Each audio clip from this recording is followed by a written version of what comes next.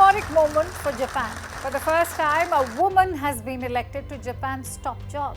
But while her celebrations may have just begun, Sanae Takaichi already has her work cut out for her as Japan's new Prime Minister. From fixing a sluggish economy, navigating a rocky US-Japan relationship and uniting a divided ruling party, here's what Takaichi's challenges will look like. Number one on the new Prime Minister's list is to woo the US President Donald Trump during his upcoming visit this month. While she may not have time for a lot of prep, observers say Takaichi already has a leg up.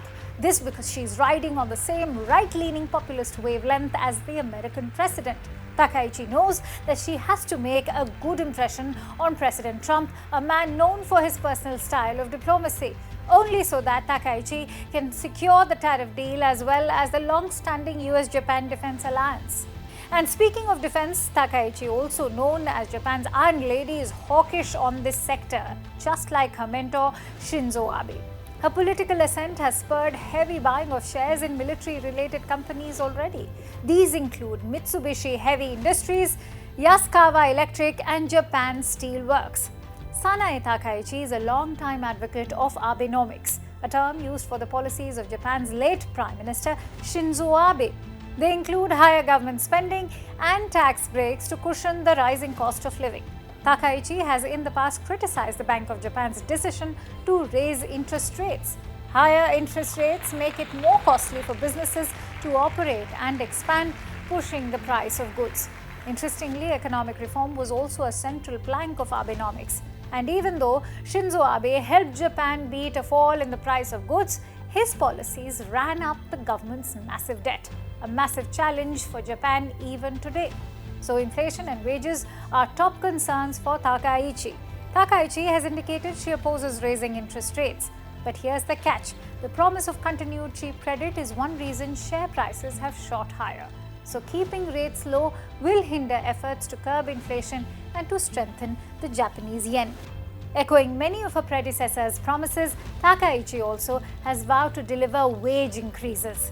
How she intends to do that is still unknown. The other big challenge will be to tackle the declining demography of Japan. Japan's population has been shrinking and rapidly aging for years. The result? Labor shortages and an adverse impact on the country's potential economic growth. Takaichi favors giving tax incentives to companies, providing childcare facilities to their employees, even possible tax breaks for childcare family spending. Will this help Takaichi change Japan's corporate culture, one that remains unfavorable to a family-friendly work-life balance? But the biggest challenge for Takaichi would be to secure support from a splintered opposition. This to pass any legislation. Because remember, Japan's leadership has been plagued by short tenures and feuding party factions.